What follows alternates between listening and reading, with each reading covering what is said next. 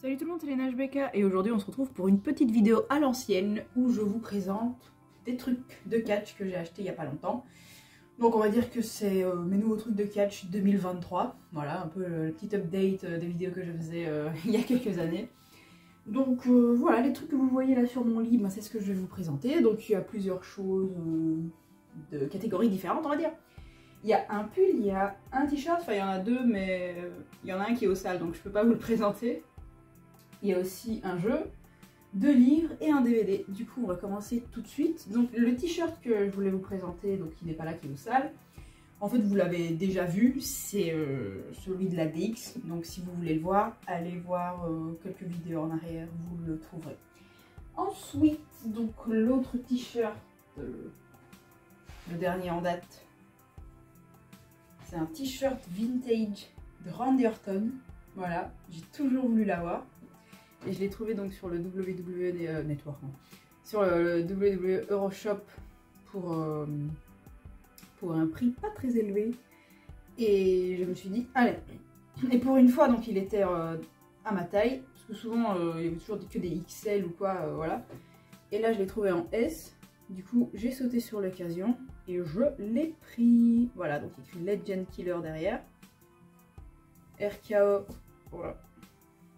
RKO Randy Orton devant, donc avec un peu les lettres de la NWO. Et donc ça c'est les t-shirts de 2007 je crois, si je me trompe pas. Donc voilà, il y avait un petit restock sur le WWE Euroshop et j'ai sauté sur l'occasion. J'adore ce t-shirt, je le mets très souvent, voilà. Ensuite, toujours dans la catégorie vêtements, j'ai acheté un pull. Le pull du Judgment Day. Voilà, on va lever ça. Voilà. Donc c'est celui-là, je ne l'ai pas trouvé en S, je l'ai pris en M, donc il est un chouïa trop grand. Mais franchement, pour un pull comme ça, c'est bien de l'avoir un peu en plus grand, c'est plus cosy. Et pardon. Et du coup là, il y a écrit All Rise de Judgment Day. Donc voilà, c'est un bête hoodie classique, on va dire, avec la poche devant. Voilà. Et il est en mout-mout à l'intérieur, donc c'est tout doux, avec une capuche aussi, et derrière donc il y a les ailes comme ça, comme pour les démons qu'on voit quand le Judgment Day arrive. Et voilà, donc franchement il est très très cool, je regrette pas de l'avoir acheté pour cet hiver, ça va être bien. Ensuite on va passer au livre. Donc j'ai acheté d'abord celui-ci, donc c'est une biographie de Shawn Michaels. C'est la suite, on va dire, de Heartbreak and Triumph que je vous ai présenté sur cette chaîne il y a très longtemps. Et donc celui-ci, il est sorti en 2014, si je ne me trompe pas, alors que Heartbreak and Triumph était sorti en 2007, donc c'était après sa retraite. Voilà, 2014. Bon, après sa première retraite, on va dire. Mais voilà, donc c'est une biographie sur sa vie. Donc c'est vrai qu'au début je pensais que ça allait plus parler de catch, surtout que ça s'appelle Wrestling for My Life. Mais en fait en dessous, on voit qu'il y a écrit donc the Legend, the Reality and the Faith of a WWE Superstar. Et en fait ouais, ça se concentre quand même beaucoup sur la foi chrétienne de Shawn Michaels. Donc c'est vrai que moi ça m'intéresse pas plus que ça, parce que je suis pas vraiment baignée là-dedans, donc c'est pas ma cam, quoi, on va dire. Donc c'est vrai qu'on n'apprend pas forcément énormément sur sa carrière, un petit peu quand même.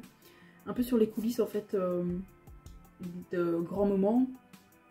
Donc par exemple avec Bret Hart, quand Bret Hart était revenu à la WWE en 2010 et que Shawn Michaels et lui avaient eu un petit segment ensemble. Donc ça c'est vrai que ça s'était pas encore passé en fait dans Heartbreak and Triumph. Mais du coup voilà, ça c'est quand même intéressant. Mais c'est vrai qu'au niveau catch, il n'y a pas énormément. Donc je vous conseille plus Heartbreak and Triumph si vous voulez une biographie de Shawn Michaels voilà, qui parle vraiment de catch. Et bien sûr c'est en anglais. Voilà, donc si vous êtes à l'aise avec l'anglais, franchement je vous conseille quand même. Hein. Mais voilà. Ensuite, l'autre livre que j'ai acheté, donc c'est le dernier en date. C'est même le dernier objet que j'ai acheté de catch.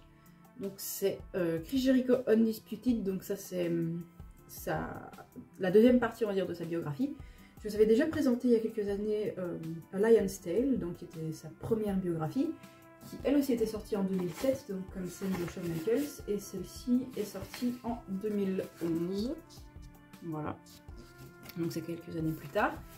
Et franchement c'est super, je vous conseille aussi parce que Chris Jericho c'est un très bon écrivain. Il écrit très bien, donc encore une fois si vous êtes à l'aise avec l'anglais, allez-y. Franchement moi je sais même pas en fait si c'est traduit en français ces machins là. Mais même si ça l'était je les achèterais pas parce que je préfère lire les biographies en langue originale.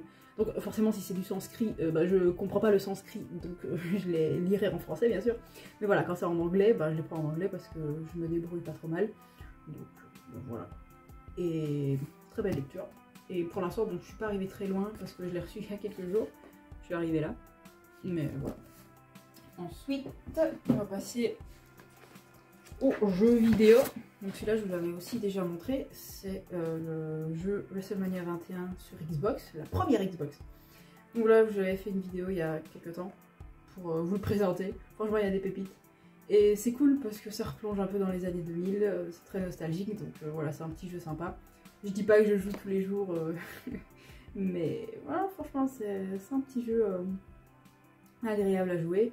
Et voilà, c'est surtout la nostalgie qui prime. Voilà, donc petit jeu sympa de poche. Et ensuite, dernière chose, j'ai acheté le DVD du Royal Rumble 2023, donc de cette année. Et celui-là, je l'ai acheté parce qu'à l'époque, j'avais pas encore le WWE Network. Et du coup, je me suis dit, autant acheter un petit DVD ou quoi. J'avais vraiment envie de voir le Royal Rumble. Et voilà, surtout les deux Royal Rumble match.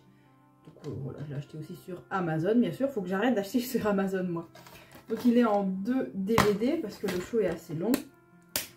Donc voilà, là il en manque un parce que l'autre DVD est dans ma PS4. Parce que j'étais en train de le regarder il n'y a pas longtemps.